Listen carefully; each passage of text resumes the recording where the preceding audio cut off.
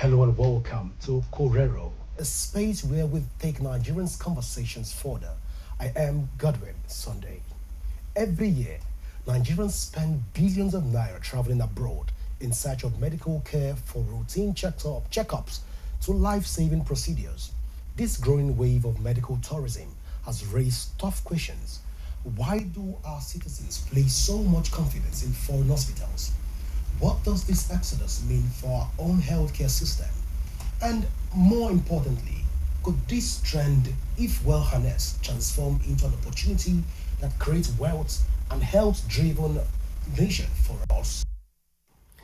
At the intersection of health and economy lies a critical debate.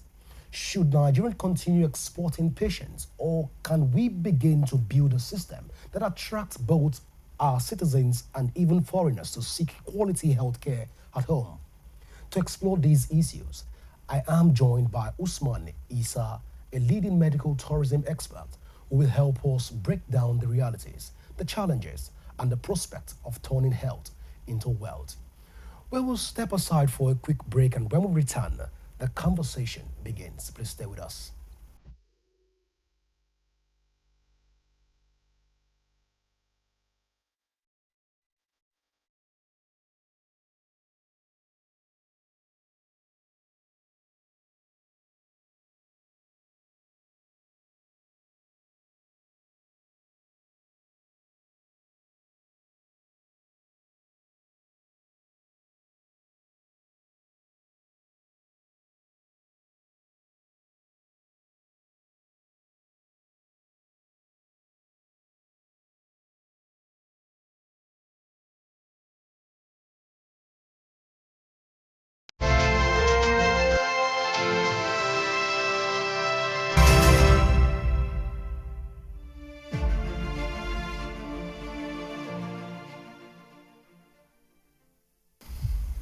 All right, you're welcome back. Well, with me in the studio is Isa Usman. You're welcome to Korero. Thank you, my brother. Nice meeting you again on the show. All right, interesting time to talk about medical tourism in Nigeria. But a wise man once said that when the purpose of a thing is not known, abuse is inevitable. Another wise man also said that clarification of concept will lead to the avoidance of doubt and profile an epistemological understanding to what is to be discussed. I'm saying all of this to ask, what is medical tourism? Yeah, to layman understanding, medical tourism simply means traveling from where one is residing to another location in the quest for quality medical treatments. It also means traveling from well-developed city to less developed city, or from less developed city to well-developed cities in the quest for quality medical treatment. And it's all encompassing. It encompasses intrabound, which is also known as domestic medical tourism. People traveling within the country they are residing for quality medical treatment. It may be from one local government to another or from one state to another. Then we have outbound medical tourism, which is the household name in Africa. That has to do with people travel abroad for Medicare, either from one continent to another continent or from one country to another country. And we have inbound medical tourism, means people coming from their own country, for example, coming from either Ghana, Togo, Mali, US to Nigeria to receive medical attention. So it's not about Nigeria going out. People can equally come in, which is what we mean by inbound medical tourism. All right, so how effective has the Nigerian tourism, medical tourism sector been so far? When for that, the numbers keep rising. About a billion naira on a yearly basis. Yes, because year in, year out, Nigeria is losing no less than 2 billion US dollar to outbound medical tourism. And the reason why we are losing this money is because we lack the appeal of medical tourism. Okay. You know, there are driving factors for medical tourism and their appeal for medical tourism. The driving factors are those things that is taking people abroad. What we are lacking, it may be as a result of availability of some specialized treatments, affordability of it. I'm talking of the cost of treatment. Accessibility of it means the treatment may be available and the treatment may not be accessible. I'm talking of the waiting time to get some treatment as a result of maybe as a result of acceptability of some procedure, success rates, poor success rates, attitude of medical personnel towards patient, maybe as a result of medical negligence, medical malpractice, and medication errors. Then we are talking of appeal. All these things I mentioned that we are lacking, there are some countries that has them. So people can go there to go and obtain the treatment, because what we don't have that other countries have is appealing to them to go there. So that is the challenge we are having. Well, interesting so far, but let's look at the whole medical tourism as it stands right now. A lot of Nigerians tend to be comfortable traveling to India, UK, Dubai, Pakistan, and some other countries across Europe in order to get their treatment instead of relying on local hospitals. Is this an indictment on the Nigerian Nigerian hospitals, or the path of the government policies? Yeah, number one is on the part of government policy, because I see that we don't have a supportive policy in Nigeria. And first of all, before I talk of issue of policy, there's a problem known is problem solved. As we all know, we have problems in our health sector, and it's because of the problems we are having. That is why people go abroad to go and seek for quality treatments. And the funniest thing is that a good number of people trying to provide solutions to the challenges we are facing in our health sector don't have the in-depth knowledge of the problem. Now, what I mean is that there is difference between you know problems and knowing the cause of problem. You can know you can know that there are problems. If you ask many of our local healthcare service providers and Nigeria and Africa in general, what is the problem? What a problem are we facing in Nigeria? We don't have good hospital. We don't have the cutting-edge technology. We don't have government is not giving attention to healthcare. It's not injecting money to healthcare. Our local healthcare service providers are migrating abroad day in, day out in good number. Yeah, there are problems, but what are the causes? They keep on exposing problems in our health sector without even them knowing the cause of the problem. And let me quickly tell you the problem we are having in our health sector. The problem we are having in our health sector is one problem, which is the way we look at health sector. We are looking at health sector as a charitable venture, while other countries are looking health sector as a profit and not profit-making venture. So if you are looking health sector as a not profit-making venture, investors cannot come in, because investors are interested when there is business. Because investors always look at three things: where their capital are secured, where the return on investment are guaranteed as at when due. And we lack these things in our health sector. And that is the major reason why we are not getting investors in our health sector. So the first problem we are having, this problem gave birth to two problems. What are the problems? There's a problem we call problem within the health sector. And who is responsible for that to provide solution to that? Government. Problem outside the health sector. Who is responsible to provide solution to it? Government. We are talking of problem of lack of enabling environment here. And it's the responsibility of government to provide enabling environment, either be in health sector or any other sector. So then the problem within the health sector is the problem of availability of treatment, affordability of treatment, acceptability of treatment, accessibility of treatment, poor success rate, attitude of medical personnel towards patient, medical negligence, medical malpractice, medication errors. But before we can face the problem within the health sector, the problem outside the health sector has to be tackled first. We'll come back to that issue. Yeah. Let's look at the whole issues around the private hospitals in Nigeria. Of course, lately in Abuja and also in Lagos, we've seen private hospitals and private practices where they've come out with world-class services. Are you saying at this point that these hospitals cannot meet up with global best practices, and as such Nigerians keep patronizing Indian and other countries? Yeah, before a facility or a hospital will be recognized globally, they need to be recognized by GCI. The hospital must be accredited. I'm talking of Joint Commission International, which is the body that regulates world-class hospitals everywhere in the world. And for your hospital to be recognized worldwide, that I can attract foreign healthcare seekers to come to your country, the hospital must be GCI accredited. And as we speak now, I don't think, or I don't know if there's any GCI accredited hospital in Nigeria. It does not matter where your hospital is located.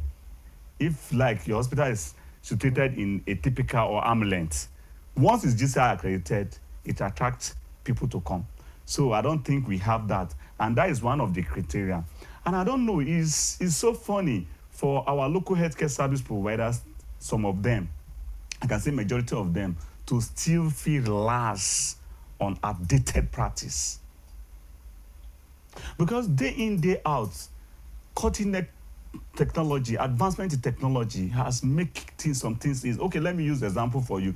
Do you know that many of our neurosurgeons in Nigeria are still open score? Many countries like Turkey, India, UK, US have stopped open score. They are latest cutting-edge technology they are using. Now, one of it is a Gamma knife machine. Gamma knife machine. This machine we're talking about, it can operate on the patient without the patient being cut. You put the patient, they put the patient in the machine. The patient, as the patient enters the machine, then the machine, the light will trace where the tumor of the brain is, and go there and pieces the tumor, go directly to where the tumor is and pieces and turn it to powder. But in Nigeria, our neurosurgeons are still open scores. One of the issue of, there's another machine called a Savannite machine. Use it to handle cancer of different types without being even cut the patient. The machine will locate where the tumor is and destroy it and turn it to powder. But our healthcare service provider still cutting people, do some surgeries that are not supposed to be to cut the patient. You understand? So cutting-edge technology has made things easy for, and the only thing that can bring this cutting-edge technology to Nigeria is by us embrace innovation in health sector, which is medical tourism. All right, we'll come back to that, but don't talk about the CGI. With the level at which Nigerian politicians, our public servants, travel outside the country for medical tourism, because as a matter of fact, politicians tend to be the biggest promoters of medical tourism because they keep traveling at every instance. The Nigerian president just returned back to the country, and also we've seen the speaker of the I beg your pardon, the Senate president was also alleged said to have traveled out for medical checkups and all of that. But then when we look at all of this playing out, are we ready for the CGI test for Nigerians to even pass through this process and get accredited? Yeah, the issue there is that, life has no replacement. Some people say it with layman language that life has no duplicate. Once you are gone, you are gone. So these people going abroad to seek for medical attention, they are looking for quality and specialized medical treatment, and they feel they cannot get it in Nigeria. And they cannot introduce it into the system. Now, for them to introduce, there's one thing we are missing. With the mindset of we looking healthcare, you understand, as a charitable venture, we cannot get all these things until we start looking healthcare with two eyes. Now, what I'm saying, recently, when they are interview Wike, I'm talking of FCT minister, he was saying that why government is not giving attentions or injecting funds in health sector, because health sector is not yielding any monetary outcome, or is not yielding monetary benefit. Because other sector like oil and gas, for example, government is putting serious money there because oil sector is bringing return on investment. Likewise, mining, properties, and others. But health sector is not bringing anything reasonable, and that is the reason why they are not giving attention to health sector. And that is even the major reason we are trying to draw the attention of government and those at the helms of affair to the demand side barrier of specialized medical treatment. There have been a lot of arguments. You know, government has been focusing on the financial barrier aspect of healthcare is supposed to be free or not supposed to pay out of pocket. And that is why you see most of the government policy surrounded primary healthcare, universal healthcare coverage, because they see that healthcare is not for business.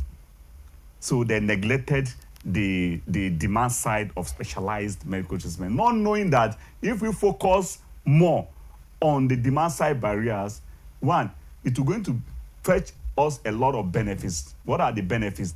The first benefit is that it will reduce the rate of people going out to look for specialized medical treatment. Then to start attracting people to also equally come to Nigeria to seek for quality and specialized medical treatments. All right.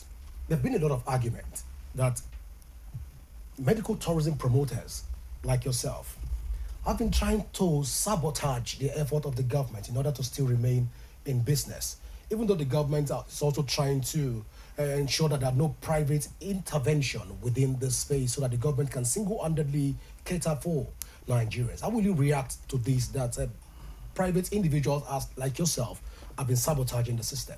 Yeah, it's a matter of understanding. So it's a matter of understanding. If you look at from the definition of medical tourism that I gave you, it's not all about people travel abroad. It's all encompassing.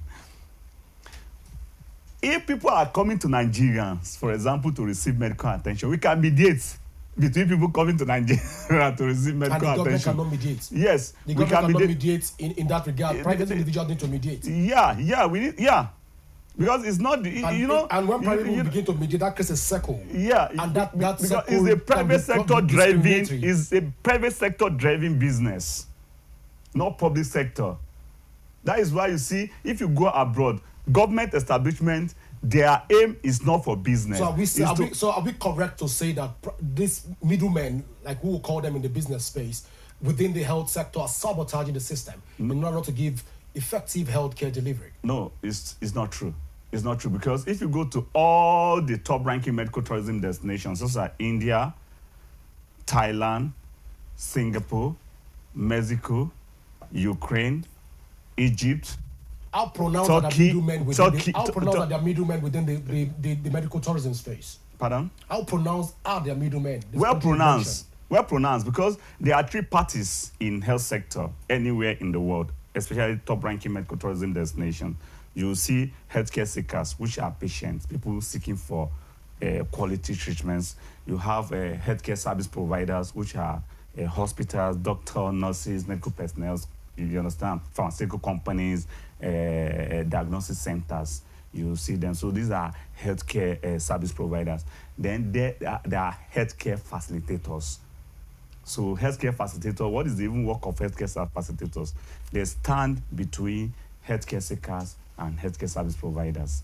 They bring them together to operate. The work is more or less like a property kind of business. In property, there are times you will be looking for land, for example, to buy, or you'll be looking for. So you don't know the genuine. You don't know the patients are the land. Yeah, in the real estate scenario. Now, the land. I'm looking around because the healthcare business, healthcare facilitating business is not in Nigeria, and some people claim to do. So even some of our medical personnel, but they do it in disguise. But abroad is an open business. Even a business that government is even registered, that there are even schools that people go and learn about the business. The one in Nigeria? Medical tourism. Why government is not recognizing it in Nigeria is because of the way we are running our healthcare. We know I keep on saying time without number that we are running healthcare as a charitable venture. That is why the business is not here. If you go abroad, like India, for example, I always like to use India because India is the biggest beneficiary of Nigeria and Africa market. You understand? So if you go there, there are schools that people go and learn about health tourism business. So government is aware of it, and they're even encouraging of them because they are the promoter of healthcare. So they encourage them to promote their healthcare, and as they are promoting day in, day out, many Indians come to Nigeria, Turkey, from Egypt, come to Nigeria to market their facilities. You understand? To Nigerians. And people doing that are healthcare facilitators. There are people coming to Nigeria to promote healthcare from different countries. They are healthcare facilitators. They are not there from Turkish or from India government. So there are people that are trained for that, and they are licensed by the government to do that business.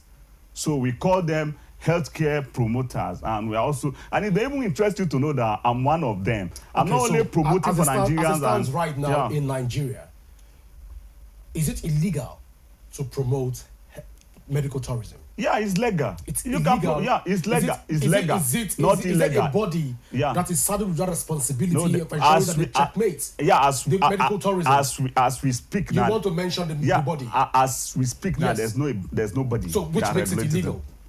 Yeah, because is it legal to talk about medical tourism in Nigeria, or it is illegal? It's legal, depending the way you want to talk about the medical tourism. If you are talking about promoting inbound, people coming in, it's legal, because the government even encourage me promoting people. So both inbound and outbound are both legal. Is there a body set up by the government to regulate this, the whole medical space? Yeah, presently there's nobody to regulate that, so and that's what we're trying to introduce. Which makes it as it stands right now not recognized, what I'm saying not adopted by the Nigerian government, and as such illegal. Yeah, what I'm saying is legal. What I'm saying is legal.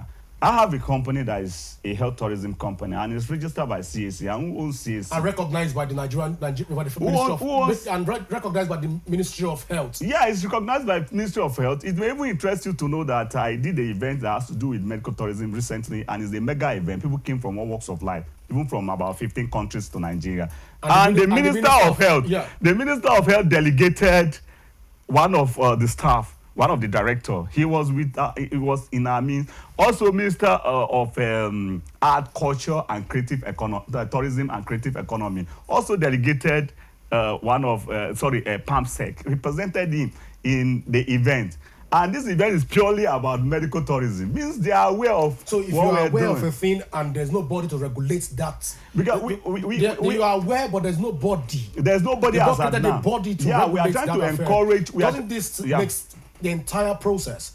Don't you think again that probably the minister sent in PAMSEC and other director to come check to ensure that to come and observe, to come and observe the activities and what we are doing, to observe first the legal activity that you've been this even remind me of our first day one of the event panel discussion, which has to do with observe, learn, correct, and grow. We invited them to come and observe so I can learn, can correct, and grow. So as of today, as we speak, the government does not have a regulatory body for medical tourism. No. The Ministry of Art, Culture and Tourism does not recognize medical tourism. They don't have a structure for it. Is that what you're saying in Nigeria? Yeah.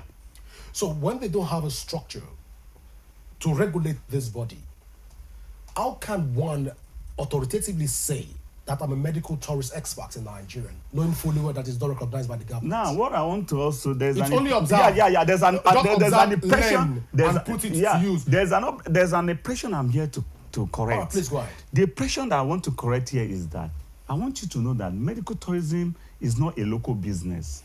It's a global business. But not adopted in Nigeria. It's a global business. Not recognized in Nigeria.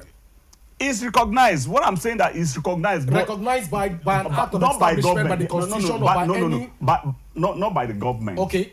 Because the reason why it's not recognized the way you are looking at it is because many Nigerians don't have the right knowledge. Let me use right knowledge. I cannot say their ignorance. You understand? Don't have right knowledge of medical tourism. And the reason why it's not recognized is because of what we are losing to outbound medical tourism year in, year out. Like as I said, we lose no less than $2 billion to outbound medical tourism so this on the daily basis. Part where we begin to ask again. On the yearly basis. And because of this, those are the helms of affairs. Our local healthcare service providers don't want to even hear about it. Because many of our local healthcare service providers have even started, they have been seeing healthcare tourism as a threat to their means of livelihood.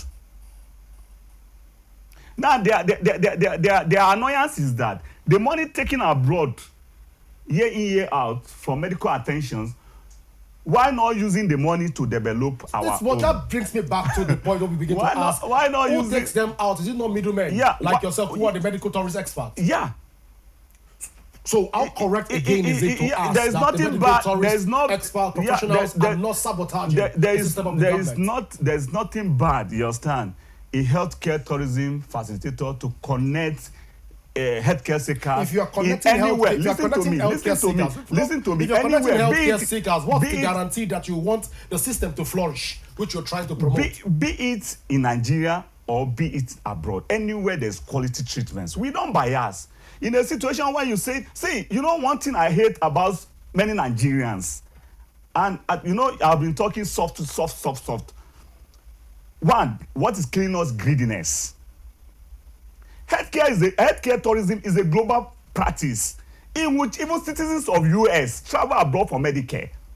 If you look at my definition, I say that it can be traveling from less developed city to well-developed city, or less developed or well-developed city to less developed cities. It can even be from well-developed country to less developed country, or from well-developed country to less developed countries. Now, do you know that most of the treatments are not accessible in US? As a result of that, many US citizens travel to Malaysia, travel to other countries for Medicare. If you go to India today, many top-ranking doctors in India were trained in US. But citizens of US travel abroad for Medicare. You know, we lack cutting-edge technology in Nigeria. But in US, most of these equipments, latest equipments, were even manufactured in US. But the citizens travel abroad for Medicare. Why are we biased? Why are we trying to be greedy? Anywhere quality treatments, be it Nigeria or outside Nigeria. So it's a global healthcare practice that involves patient referral, whether within the country or outside the country, for quality medical treatments. So it does not mean traveling abroad alone. It's all encompassing. People can come from different countries to Nigeria. Nigeria can go to anywhere and receive medical attention. But the reality is that how many people are coming into Nigeria at the moment? It's because we don't have the appeal of medical tourism. We lack appeal. ICG, when we're talking about the whole structure put in place right now. Brother, I want to use layman example for you. For example, you have a sister that is selling spaghetti close to your house, and your children want to eat Indomie. Or you have a tenant or a neighbor that is selling spaghetti and they don't have Indomie, and your children say that they want to eat Indomie. And if they say, Daddy, if not Indomie, will not eat spaghetti. And because of the love you have for your children, or you want to satisfy them, you can go elsewhere that they are selling Indomie and get it for your children. But in that case, you need a middleman to do that.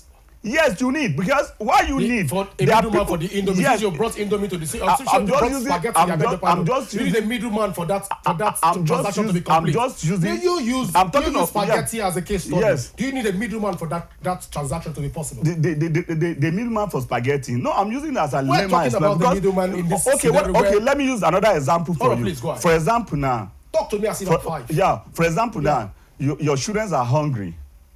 And you say that they shouldn't go outside to eat food. They are hungry. Yeah. You say they shouldn't go out. What you need to do is to provide food for them. Okay. What you need to do is to provide food for them. Now, if you go to social media, you go to a search engine like Google, and you want to charge for hospitals.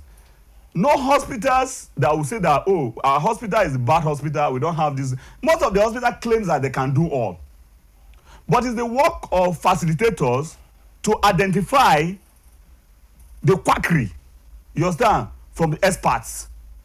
So everybody claims, the medical storage field. Yes, field. So why that is the reason why our work is very important, because we are trained for that. But a work that is not recognized. A work that people that the recognized by who? But the government have not even set up an act of parliament or. I told you it's an international business. You can be in Nigeria. An international business that is not adopted in Nigeria is an international business. Do you think what is the we are talking of world-renowned countries that have been practicing this for years? I told you it's a global healthcare practice. It's taking Nigeria donkey years to even come to terms that there is something called medical tourist professionals. The reason why Nigerians don't want to hear about it is because of what we are losing. And if you say that Nigerians shouldn't travel abroad for Medicare, provide what they are lacking for them. Provide a enabling environment for them, for our local healthcare service providers. Which brings us to that point again, which we begin to ask: how correct is it to say that the medical tourists professionals are the ones sabotaging the Nigerian healthcare system in order for them to have more access, to take more patients, like you've said, serve as middlemen to take more patients outside the country, because we rarely see people inbound into the country. I'm trying to correct you several times. It's like you don't want to learn, right? Okay, now we are not taking patients to abroad only. We have been doing local referral, but the rate of What local is the rate? referral, the percentage of referral is like about 10%. It's not 10%. It's just 10%. And those referrals don't come from middlemen. Those referrals don't come from I'm talking of conventional hospitals. Listen to me. Yeah, I'm not talking of inbound. Right. I'm not talking of inbound. I'm Right. talking of intrabound. I'm Right. talking of domestic medical tourism. We have been connecting patients with some of local hospitals. But the rate of people, because we don't really have what it takes, you understand, for patients to come to Nigeria. Now the aspect of medicines, you understand, we are trying to market now is IBF. Because when it comes to IBF in Africa, Nigeria is one of the best, you understand. We have the best surgeons when it comes to IBF. And we are trying to draw the attentions of healthcare seekers, mostly foreign healthcare seekers, to start coming to Nigeria for IBF. So as we are developing, because gradually we cannot even countries that are medical tourism destination, they don't wake up one day to become a health tourism destination. It's just that we have been trying to advise our local healthcare service providers, and those are the aims of affairs, time without numbers, drawing the attention to the business side of medicals. But you know that some of them, they don't want to give us listening ear, and some of them, they knows this, but because of greediness, because of shellfish, because of corruptions, many of them don't want to do the needful or the right thing. So let me even talk to you in this regard, talking about the whole medical process in Nigeria. One of the ethics of medical practice in Nigeria is that doctors are not allowed to advertise.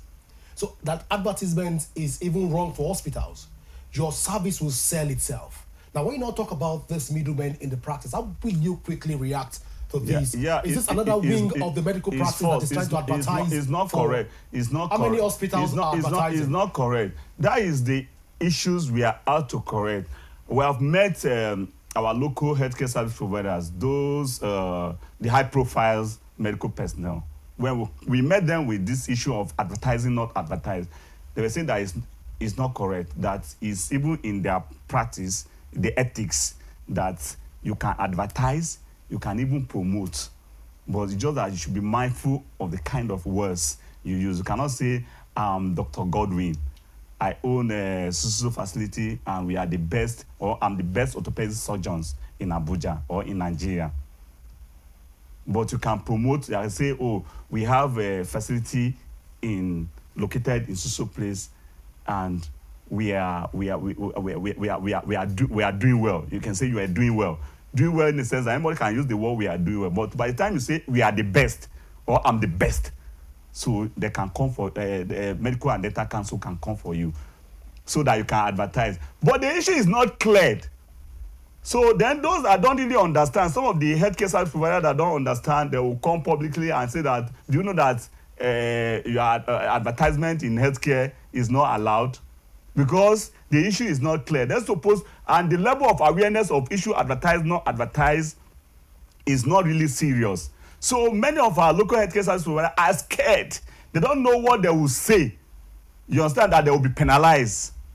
So they say, oh, instead of, since this is not clear, let us forget about advertising. And the side effect of it is that you may have good hospitals and good doctors close to you, and you may be dying in silence and you don't know. But another funny thing is that our foreign healthcare service providers, facilitators, come to Nigeria on the daily basis to advertise their facilities, to promote their facilities. While we are here, people come from India, come from Turkey, come from Egypt and United Arab Emirates to advertise in Nigeria. But we are here, we cannot advertise. Okay, why do you know that India is good in social procedure like heart, liver, bone marrow transplant and others? It's because they are promoting what we have. But we cannot even talk of promotion here now. We need to develop first. What are we promoting? Well, what are we really promoting in Nigeria now? We need to develop, and this is the work of healthcare service providers. Sorry, healthcare seekers. You've mentioned correctly that to an extent we don't get to talk about our medical practices on air, but then a lot of medical doctors will frown at medical tourism as a concept because they see it as draining the Nigerian point medical of correction system. They are seeing it even not draining. They are seeing healthcare as a threat to their means of life. They are led to brain drain. They are looking at this as a threat to their means of livelihood. At this point in time, can we say that medical tourism is a threat to the Nigerian doctors? No. It's because of their understanding. But most of them have not even embraced it. They don't still see it as a field. Yeah. That's why it's not being taught in any university across the country. Yeah, because in our university, medical tourism, medical personnel are trained on how to operate patients, how to treat patients medically. They are not trained the entrepreneurial aspect of it. Is there any department or school in Nigeria that trains on entrepreneurship aspect of medicine? I don't know. So it's not regulated? Yes, but if you go abroad, there are many schools that there are some of my partners, medical doctors, they are also healthcare facilitators. After they finish from medical schools, they also go and learn the entrepreneurial aspect of medical. But in Nigeria, reverse is the case. There's nothing like that. There's no school that they'll go and learn. And that is even the major reason why many of our local healthcare service providers, after going to collect loan, you understand, credit facility to establish hospital, and they'll try to manage the hospital by themselves, and the hospital will wind up. The next thing, they'll carry their bag and run either to Canada, to UK, or the US. You understand? Because they don't know about the it's not about treating patients. The business aspect of it, those that knows about it, like healthcare facilitators, those that are trained in that side, you can work with them. And because we don't have them in Nigeria, because we are operating as a charitable healthcare as a charitable venture, and that is why you hardly see people like us. Even some of doctors even claim to do our work at times as a healthcare facilitator. But they are doing it in disguise. This is a professional job, not to Nigerians. It's a global business. Healthcare tourism is a global business, and people are doing it. There is no country in the world. Okay, can you name any country in the world that is doing well medically, that is not participating in promotion of medical tourism? I'm trying to wrap my head around it. I'm trying to. Is it India, Thailand, Singapore, Mexico, Ukraine, Turkey? I'm calling countries for you so that maybe if you know anyone, so far are countries that the government itself are championing the cause of promoting medical tourism. Yeah, because they have the appeal. Because the issue there is that we have been drawing the attentions of Nigerians, healthcare service provider, to the business side of medical, time without number. What we need to do, because what you cannot fight is just like you pursuing your shadow. The next thing is to key in. Not that if you meet some politicians, they will let you know that if you cannot fight them, you join them. If you cannot join them, last. And be watching. Anything you see, take it like that. So medical tourism has come to stay for years. And now, when Nigerians are shouting, crying that we are losing no less than $2 billion to outbound medical tourism, India is making $6.6 billion on inbound medical tourism to India. So what are we saying? So instead of that, what you cannot fight, the next thing now is for you to look at how you kill so that people can start even coming to Nigeria as people go to other countries, so that you start making the nation, like people say, that national cake. You understand? So we have to start working on the appeal of medical tourism. And if we embrace medical tourism, the beauty of it is that it's going to reduce the rate of people travel abroad for medical treatment. And apart from even that, it will bring healthy competition among our local healthcare service providers. It's to make our local healthcare service providers to sit up, to start up and doing, start improving in their careers and in facilities. Any local healthcare service providers that is not ready to improve should be ready to lose this to our patient to the serious one. It will bring direct and indirect revenues to Nigeria. Which one is direct? People coming to Nigeria now to seek medical attention, now they will pay hospital bills, right? Then what of in the processes they are in Nigeria, they can use a taxi, they will lodge in the hotel, they will go to market to do shopping, and many more. So medical tourism has a lot of benefits for Nigeria. Apart from improving our standard of care, it will start fetching us foreign revenue. Because people are, as Nigerians take money to abroad, like India, Turkey, and other countries, they are taking those countries are receiving a foreign revenue, right? So Nigeria can equally, if we embrace medical tourism, can equally receive foreign revenue. Then, and this can also lead to increase, you understand, in our GDP ratio. It can contribute to increase of our GDP ratio. It's time for us to start packing up our things to go. But then before we leave, there's been this very strong debate. Should we ban our public officials and politicians from traveling out of the country? Will this furthermore accelerate the process of we getting the CGI and other... how did you even it's a daydream. What you are saying, let me cut you short, is a daydream. It's like one pursuing into a shadow that I keep on saying. So we should not ban politicians from traveling out of the country. What you cannot fight is to join. You cannot fight. What do you mean we cannot fight? Okay, for example now, last time they want to pass the bill that any public officer should use public fund to go abroad for medical treatments. What if they want to use their personal funds? Are you the one dictating for them where to get treatments?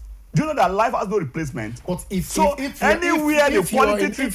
you are a public official and you're traveling out of the country to receive medical care, going as far as traveling to Dubai for checkup, what's the guarantee that Nigerian healthcare will improve in the nearest future? This is a very simple something. I've gave you the solution. Medical tourism, let us stop deceiving ourselves. It's something you cannot fight. It's a global practice. So what we need now, government should provide enabling environment for our local healthcare service providers. Then we'll adopt medical tourism. Then we are good to go.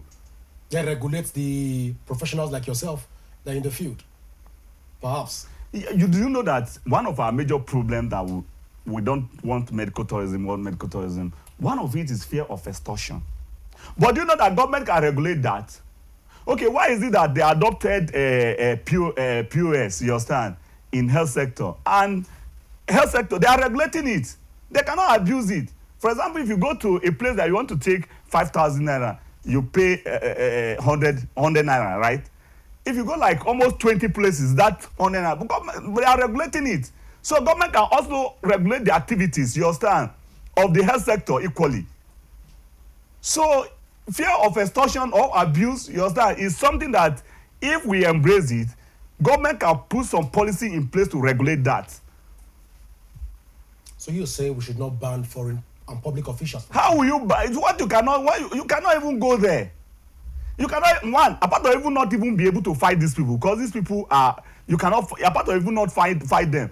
Anywhere you can get quality and specialized medical treatment. Okay, now another major challenge we are having in Nigeria is most of government policy is surrounded primary health care, universal health care coverage, and this universal health cover more of malaria, typhoid, minor illnesses, you understand? But people going abroad to go and seek for medical attention, go for seeking medical treatment of oncology, cancer of different cases, nephrology, orthopedic, cardiology, ophthalmology, and so on. So people going out now, and we don't have these specialized centers. We don't really have much of this specialized center that can handle these cases. And most of these specialized centers are doing most of these things analogly. Because advancement in technology has made things easy. They can operate patient today, tomorrow you will go out of hospital. And most of our hospitals, then when they do that, because of this, they are local or they are outdated practice, you understand? A patient can be in hospital 2 weeks, 3 weeks. Well, Usman Issa, I wish we have time to delve into a lot of conversation here in the studio, but I've been saying that our time is fast spent. I want to say thank you so much for finding our time to be with us here. Thank you very much. Pleasure is mine. Well, it has been a very interesting evening so far. I want to say at this point, don't forget that you can join the conversation on our various social media handle currently showing on your screen.